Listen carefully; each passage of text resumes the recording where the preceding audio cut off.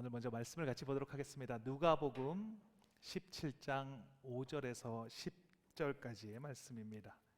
제가 가지고 있는 신약 성경 124면에 기록되어져 있습니다. 누가복음 17장 5절에서 10절까지의 말씀입니다. 제가 가지고 있는 신약 성경 124면에 기록되어져 있습니다. 누가복음 17장 5절에서 10절까지의 말씀, 제가 먼저 한 절, 여러분이 한 절 이렇게 교독하며 읽도록 하겠습니다. 저부터 읽겠습니다.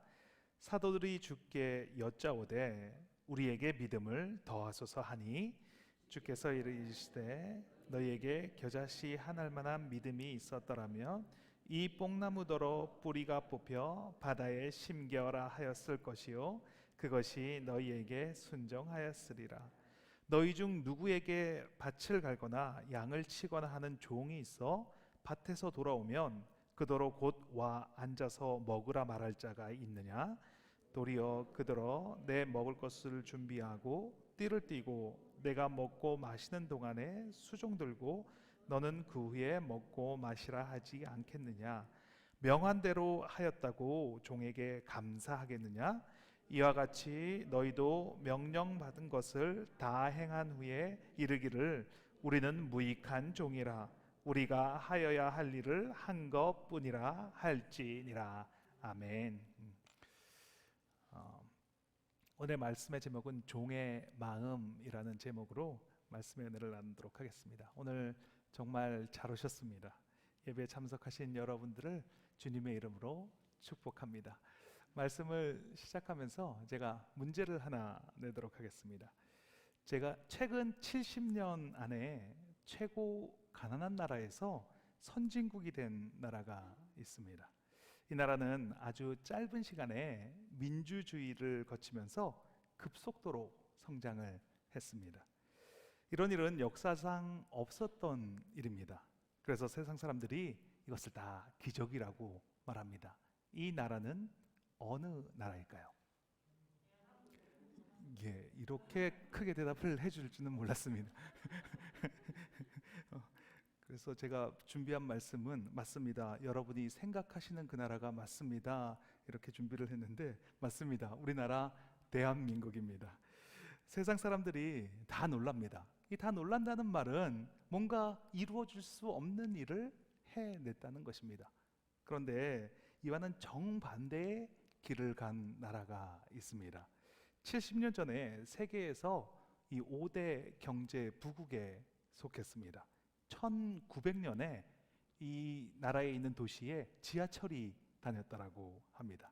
그런데 지금은 이 20번 넘게 IMF 국제금융기금에서 20번 넘게 자금을 빌려 쓰고 아직도 갚지 못한 부채가 78조가 되는 나라가 있습니다. 이 나라는 어디일까요? 예. 아르헨티나라고 합니다. 예. 세계 역사를 보면 기독교가 들어가고 그 기독교가 부흥하고 그러면 그 나라가 부강하게 됩니다. 그런데 이 영적인 힘이 약해지고 하나님을 따라야 될 사람들이 하나님을 따르지 않고 다른 것을 따르게 되면 그러면 그 나라의 힘이 약해지는 것을 볼 수가 있습니다. 아르헨티나가 그 대표적인 나라입니다. 아르헨티나를 대표하는 목사님이 계시는데 후안 카를로스 오르티스 목사님입니다. 이 후안 카를로스 오르티스 목사님이 제자입니까? 라는 책을 썼습니다. 영적인 능력을 잃어가고 있는 조국의 교회와 성도님들과 목회자들에게 이렇게 질문하는 것입니다. 당신은 제자입니까? 책을 쓰시기 전에 목사님은 부에노스아이레스에 있는 교회에서 시무를 하셨습니다. 교회가 잘 되는 것 같았다고 합니다. 그래서 하루에 16시간을 사역을 하셨습니다. 그런데 열심히 사역을 하긴 하는데 사역을 하지 않는 시간에는 뭔가 불안했다라고 합니다. 긴장을 풀고 있으면 삶이 완전히 무너져 내리는 그런 느낌을 지울 수가 없었다라고 합니다. 그래서 교회에 이야기를 하고 2주간의 휴가를 얻었습니다. 그리고 한적한 곳에 가서 기도를 시작했습니다. 기도를 하는데 성령님께서 말씀하시기 시작하셨답니다. 너는 유명 음료 회사가 음료수를 팔듯이 사역을 하고 있다. 학교에서 배운 술수만을 쓰고 있는 것이 너다. 내가 하는 일은 나의 손길이 전혀 느껴지지 않는다. 목사님은 하실 말씀이 없으셨다고 합니다. 가만히 있는데 성령님께서 계속 말씀하십니다. 너는 조금도 자라나고 있지 않다. 성도의 수가 늘었다고 자라났다고 생각하는데 그것은 자라난 것이 아니라 살이 찐 것이다. 이렇게 이야기를 하셨다고 합니다. 그리고 나서 이 책을 쓰시게 되셨습니다. 당신은 제자입니까? 혹시 살이 쪄가고 있는데 성장하고 있다고 착각하는 그런 제자는 아닙니까? 이렇게 질문하고 있는 것입니다. 책을 보면서 가장 마음에 찔림으로 다가오는 단어가 한 단어가 있는데 그 단어는 바로 종이라는 단어입니다. 많이 사용하는 단어입니다. 기도할 때도 우리가 많이 사용합니다. 저는 무익한 종입니다. 이렇게 기도를 합니다. 그리고 말씀에서도 많이 나오는 단어가 바로 이 종이라는 단어입니다. 그래서 익숙한 단어입니다. 그런데 정말로 나는 종입니까? 나는 종으로 살아가고 있습니까? 종은 노예입니다. 이 세상에 아무런 권리를 갖지 못한 사람이 바로 노예입니다. 노예는 어떠한 자유도 없습니다. 주인이 6시에 일어나라 라고 하면 6시에 일어나야 합니다. 한밤중에 무슨 일을 시키면 아무리 졸리고 피곤해도 그 일을 해야만 합니다. 자유도 없고 자기 자신의 의지도 심지어 이름도 없는 사람이 노예입니다. 가격표를 목에 걸고 있으면 사람들이 와서 흥정을 합니다. 그리고 누군가가 사서 집으로 데리고 가면 귀를 뚫어서 그곳에 귀걸이를 거는데 주인의 이름이 달린 귀걸이를 걸면 그러면 그 노예의 삶은 그 주인의 이름의 노예의 삶으로 살아가는 것입니다. 저와 여러분은 이러한 종이 맞습니까? 오늘 본문 누가복음 17장 10절 말씀입니다. 같이 한번 읽겠습니다. 이와 같이 너희도 명령받은 것을 다 행한 후에 이르기를 우리는 무익한 종이라 우리가 하여야 할 일을 한 것뿐이라 할지니라. 종이 밭에서 일을 하고 집으로 돌아갔습니다. 그렇다면 어서 와서 밥을 먹어라 라고 이야기할 주인이 어디 있겠냐라고 말합니다. 하루 종일 일하고 집으로 돌아왔는데 주인이 이렇게 말합니다. 어서 와서 밥을 차리고 내가 밥을 먹는 동안 수종을 들라 라고 말합니다. 그리고 난 후에 내가 밥을 다 먹고 난 이후에 너는 밥을 먹으라 이렇게 말한다는 것입니다. 그리고 거기에 더해서 주인이 종에게 명령한 대로 다 행했다라고 칭찬할 주인이 어디에 있겠냐라고 말합니다. 그러면서 본문은 말합니다. 이와 같이 너도 명령받은 것을 다 행한 후에 나는 무익한 종입니다. 나는 해야 할 일을 했습니다. 이렇게 말하라는 것입니다. 예수님께서 이렇게 말씀하시는 배경을 한번 살펴보겠습니다. 먼저 제자들이 예수님께 질문을 합니다. 예수님, 우리에게 믿음을 더하여 주십시오. 이렇게 말하자 예수님이 말씀하셨습니다. 너희에게 겨자씨 한 알만 한 믿음이 있었더라면 이 뽕나무가 뽑히어서 바다에 심겨지라고 하면 그대로 순종하였을 것이다. 제자들은 우리에게 믿음이 없습니다. 믿음을 더해 주십시오. 이렇게 질문을 했는데 예수님은 더해 주겠다, 아니다 이렇게 말씀하시는 것이 아니라 겨자씨 한 알만한 믿음만 있다면 이렇게 대답을 하십니다. 제자들은 믿음을 양으로 계산을 합니다. 양을 늘려달라고 말하고 있습니다. 그런데 예수님은 믿음은 양이 아니다 라고 이야기를 합니다. 믿음은 양이 아니라 질이다 이렇게 말씀하시는 것입니다. 아무리 작은 단위의 적은 양의 믿음이 있다고 해도 그 믿음만 있다면 그것이 자라서 열매를 맺는다라고 말씀하시는 것입니다. 그리고 그 믿음이 있으면 순종하게 된다라고 말씀하는 것입니다. 그리고 나서 이 종의 이야기를 하고 계십니다. 예수님이 하고자 하는 말씀이 무엇일까요? 예수님은 왜 믿음을 이야기하면서 종의 이야기를 하고 있는 것일까요? 오늘 본문을 살펴보면서 믿음이란 무엇이고 종의 마음으로 살아간다는 것은 무엇인지 같이 한번 살펴보기를 원합니다. 오늘 말씀을 통해서 저와 여러분의 종의 마음을 회복하게 되시길 예수님의 이름으로 축원합니다. 첫 번째입니다. 믿음은 양이 아니라 질입니다. 같이 한번 읽겠습니다. 믿음은 양이 아니라 질입니다. 오늘 본문 바로 위에서 예수님께서 말씀하십니다. 그 말씀은 다른 사람을 실족하게 하지 말라는 말씀입니다. 다른 사람을 실족하게 하면 목에 연자 맷돌을 목에 메고 바다에 던져지는 것과 같다라고 말씀하십니다. 그리고 형제가 죄를 범하면 경고하고 회개하면 용서하라고 말씀하십니다. 만일 하루에 7번이라도 죄를 범했는데 회개했다면 그러면 용서하라고 예수님께서 말씀하십니다. 이 말씀을 듣고 제자들이 생각합니다. 이건 내가 할 수 없는 일이다. 이걸 내가 어떻게 해? 그리고 예수님께 말합니다. 예수님께서 하신 말씀을 저희는 할 수가 없습니다. 저희의 믿음이 부족해서 할 수 없습니다. 우리에게 믿음을 더하여 주십시오. 우리에게 믿음이 조금 있기는 하지만 아직 그것까지 할 만큼의 믿음은 되지 않습니다. 그러니 믿음을 더해 주십시오. 이렇게 말하자 예수님이 그 질문에 대해서 대답을 하십니다. 믿음은 더하고 빼는 것이 아니다. 너희는 믿음을 더하거나 뺄 수 있다라고 생각하는데 믿음은 그런 것이 아니다. 믿음은 있느냐 없느냐의 문제다. 아주 작은 믿음이라도 있으면 믿음이 있는 것이고 그것마저 없으면 없는 것이다. 겨자씨는 아주 작은 씨앗입니다. 이 겨자씨라는 단어를 아주 작은 것을 이야기할 때 이 겨자씨를 사용을 합니다. 우리나라는 그럴 생각이 눈곱만큼도 없다라고 할 때 눈곱이라는 단어를 쓰지 않습니까? 이것과 마찬가지로 겨자씨는 아주 작은 것을 이야기할 때 쓰는 단어입니다.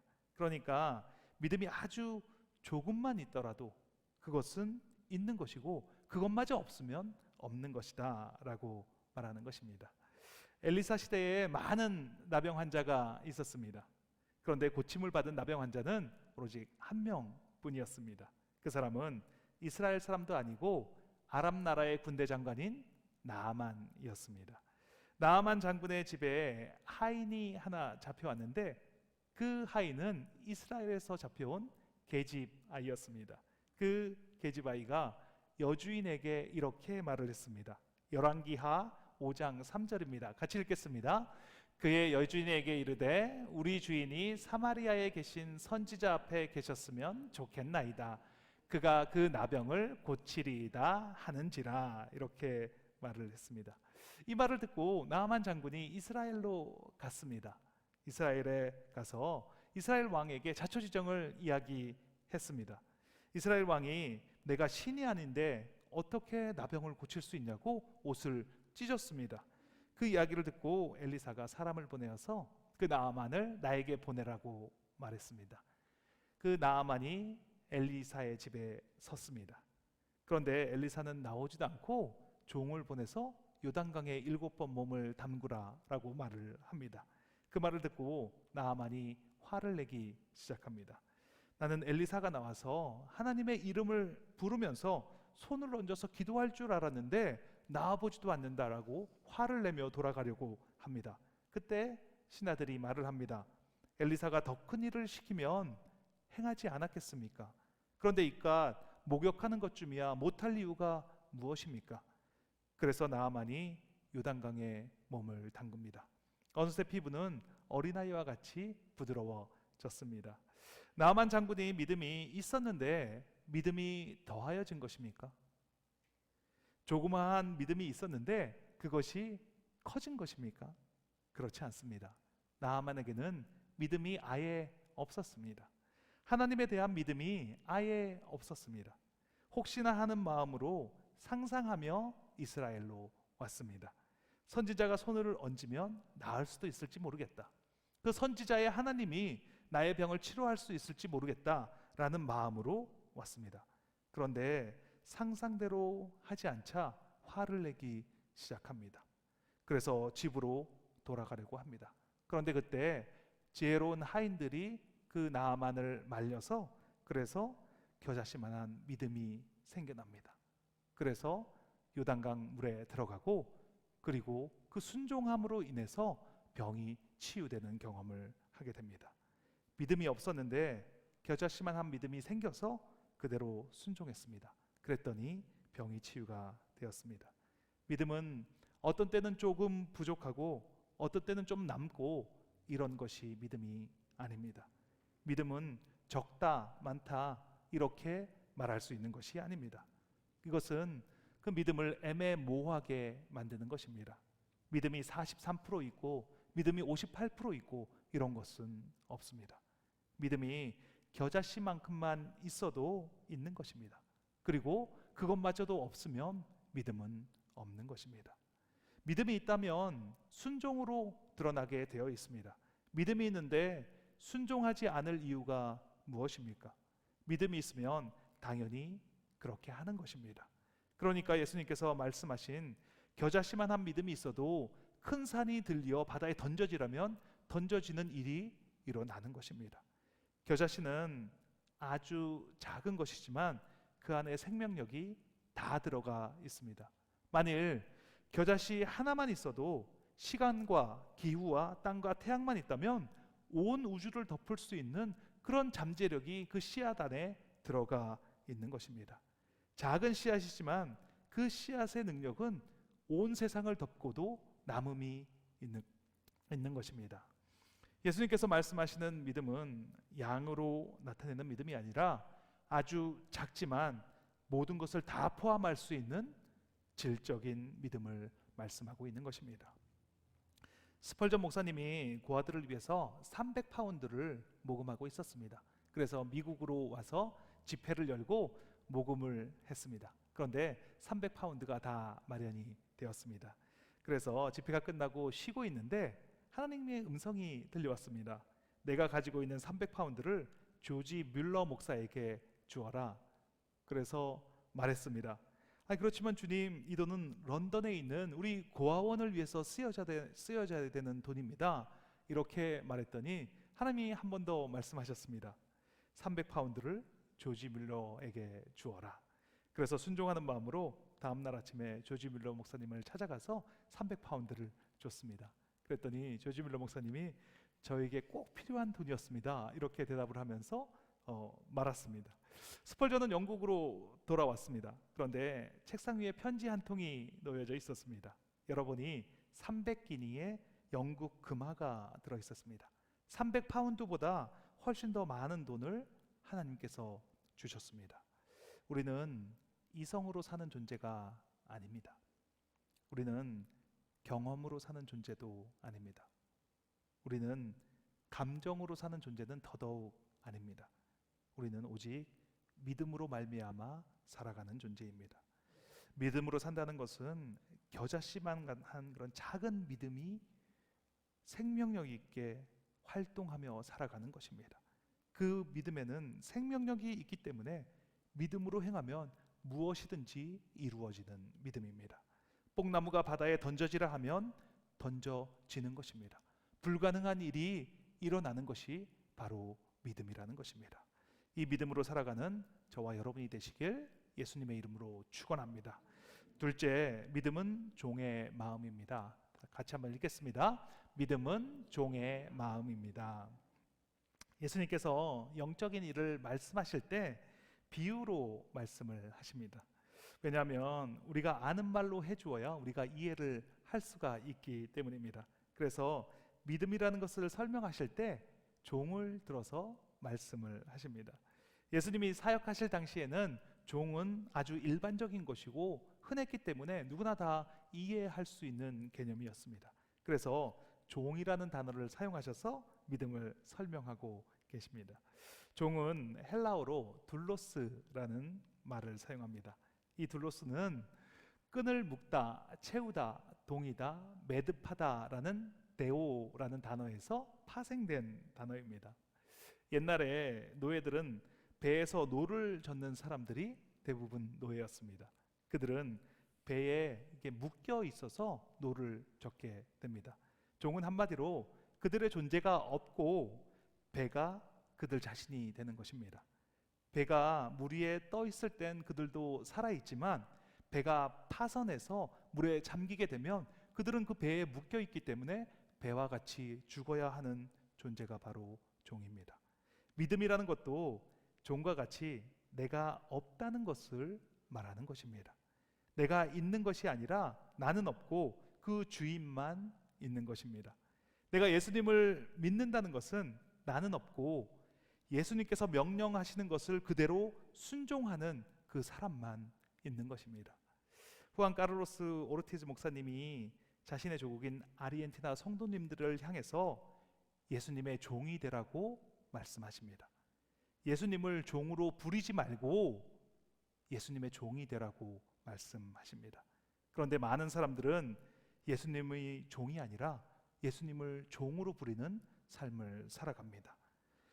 말로는 주님이라고 말하지만 이렇게 기도합니다. 주님, 며칠 동안 여행을 떠나려고 하는데 저희 집에 도둑이 들지 않도록 잘 지켜 주십시오. 그리고 운전할 때 사고가 나지 않도록 보살펴 주십시오. 종이 주인에게 할 수 있는 기도입니까? 종은 주인님 이것저것을 하십시오 이렇게 기도하는 것이 아니라 오히려 주인님 제가 무엇을 하기를 원합니까? 제가 무엇을 해야 하겠습니까? 이렇게 묻는 것이 바로 종입니다. 나는 없고 주님께 순종하는 종만 있는 것이 바로 믿음입니다. 그런데 아르헨티나는 종은 없고 주인을 종으로 부리는 그런 사람들만 있었기 때문에 그랬더니 그 부강했던 나라가 순식간에 무너져 갔습니다. 우리의 삶은 어떻습니까? 나는 종으로 살아가고 있습니까? 주님께서 말씀하시면 순종하며 나는 무익한 종입니다 이렇게 말하며 살아가고 있습니까?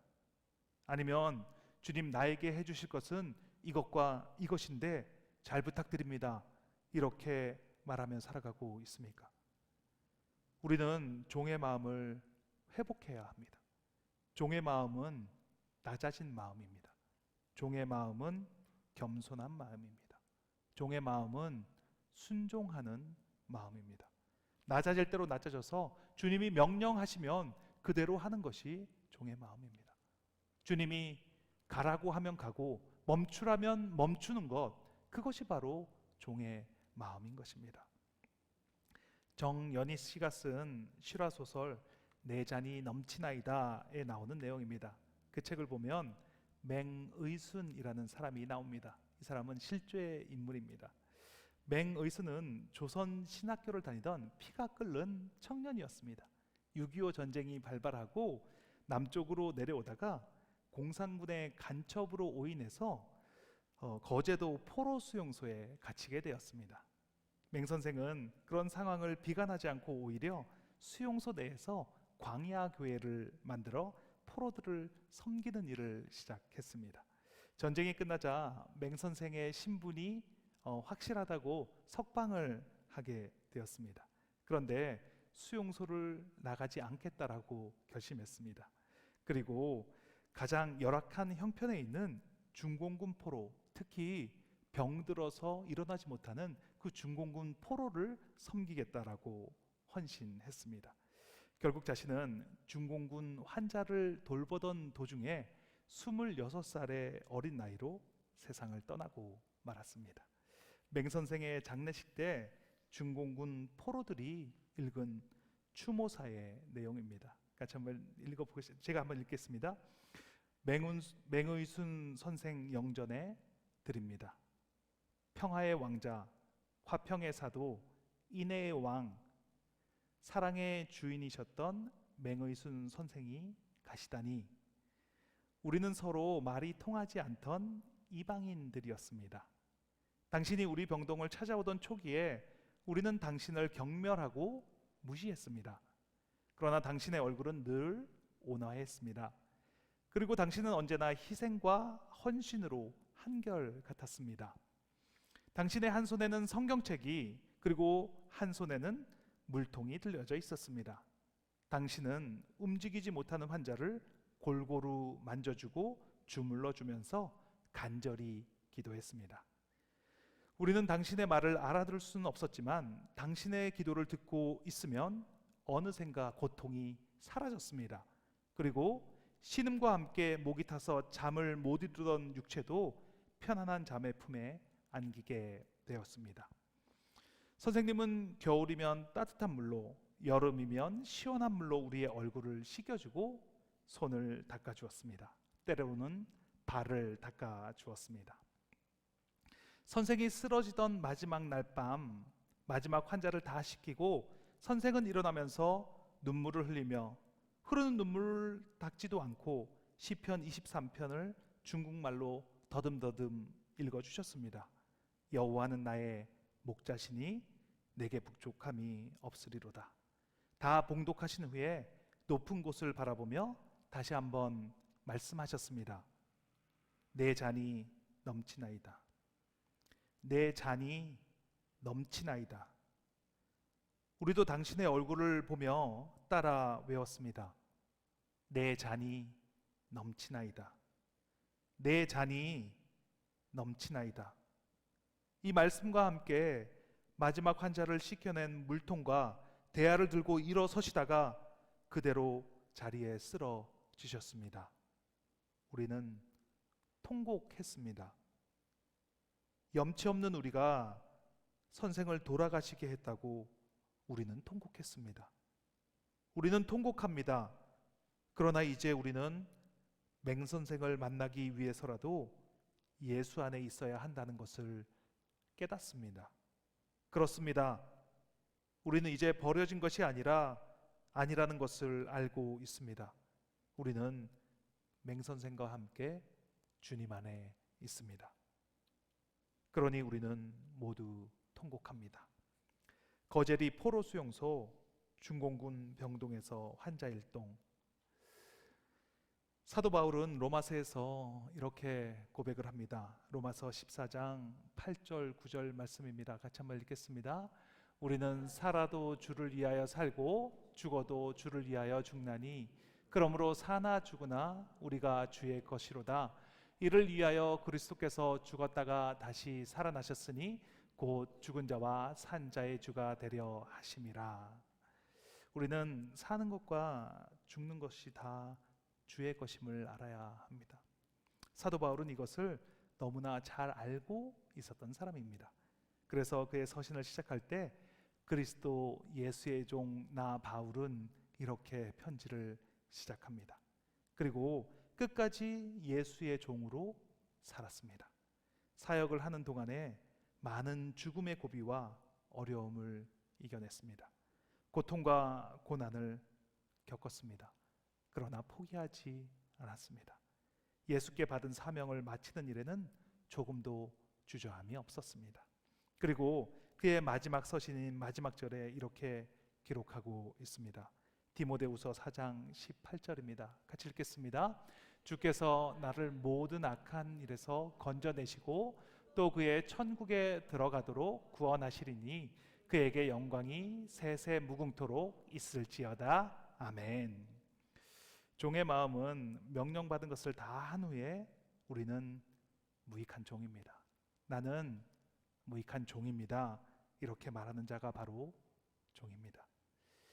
우리가 이만큼 했으니 보상해 주십시오. 이렇게 말하는 것은 종이 아닙니다. 100%의 순종이 아닌 것입니다.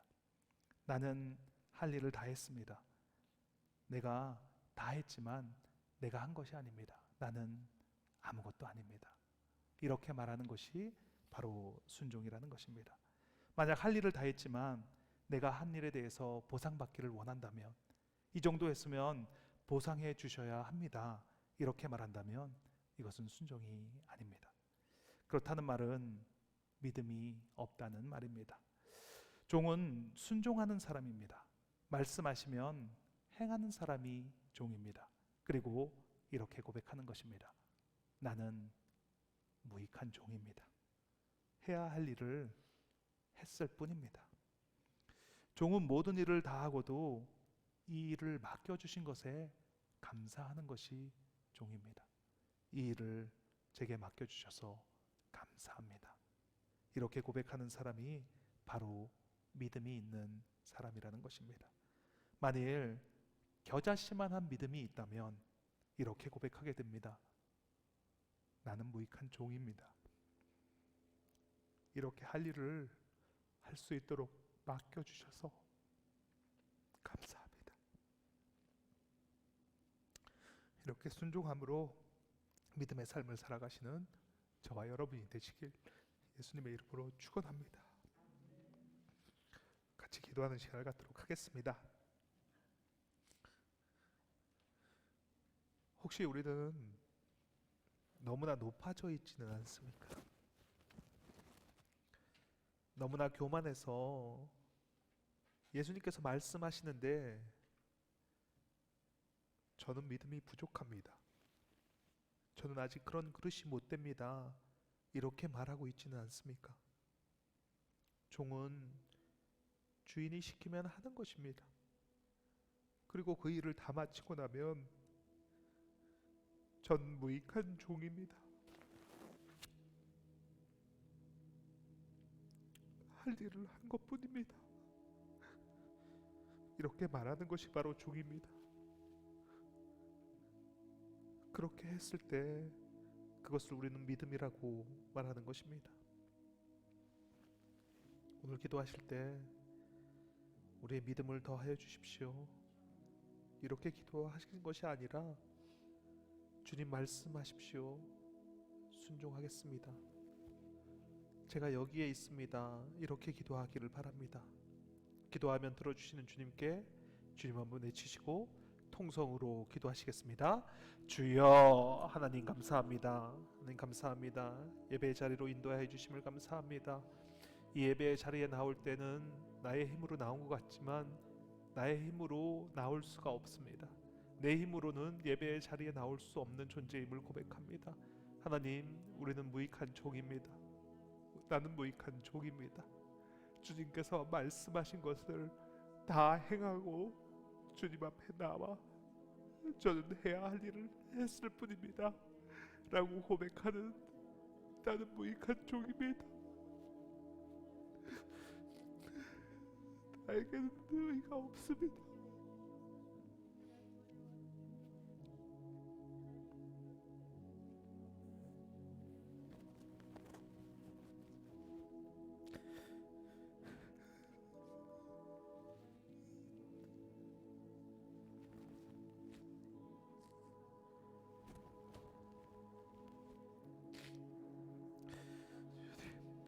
저는 무익한 종입니다. 저는 하여야 할 일을 했을 뿐입니다. 이렇게 고백하는 우리가 될 수 있도록 하나님, 우리 마음 가운데 우리의 높아진 마음이 낮아질 수 있도록 우리의 교만한 마음을 낮추고 주님께 나아가 주님 말씀하십시오, 순종하겠습니다 라고 말하는 우리가 되기를 원합니다. 하나님께서 말씀하셨는데 제가 감히 어떻게 못합니다, 할 수 없습니다 라고 말할 수 있습니까? 우리는 종입니다.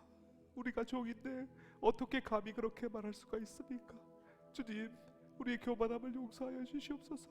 우리의 높아진 마음을 용서하여 주시옵소서. 주님께 나아갑니다. 주님, 나의 모든 것을 내려놓고 나는 종입니다, 이런 마음으로 주님께 나아가기를 원합니다. 여기에 모이신 모든 한 분 한 분 그런 마음으로 주님께 나아가는 삶을 살아가게 하옵소서. 나의 그 높아진 마음을 내려놓게 하여 주시옵소서. 아르헨티나가 그렇게 되었던 것은 그 높아진 마음을 내려놓지 못해서 그런 것 아닙니까? 주님, 우리의 삶에, 우리의 개인의 삶에, 우리의 교회에, 우리 대한민국에 이 미국 땅에 그런 높아진 마음을 모두가 내려놓고 주님 앞으로 나아가는 그런 은혜를 허락하여 주시옵소서. 그것이 바로 영적인 부흥이 아니겠습니까? 나의 높아진 마음을 내려놓고 주님께 나아가 회개하고 통에 자복하고 나는 종입니다. 나는 하나님의 무익한 종입니다. 나는 아무것도 한 것이 없습니다 라고 고백하는 것이, 그것이 바로 영적인 부흥이 아니겠습니까? 주님, 우리가 그런 삶을 살아가는 그런 우리 교회가 될 수 있도록 하나님 주목하여 주시옵소서. 우리 한 사람 한 사람의 마음 가운데 그 높아진 마음이 내려놓게 하여 주시고 겸손함으로 주님께 나아가 나는 무익한 종이라고 고백하는 귀하고 복되한 은혜가 흘러넘치게 하여 주시옵소서. 하나님 감사합니다. 하나님 감사합니다. 주님 감사합니다.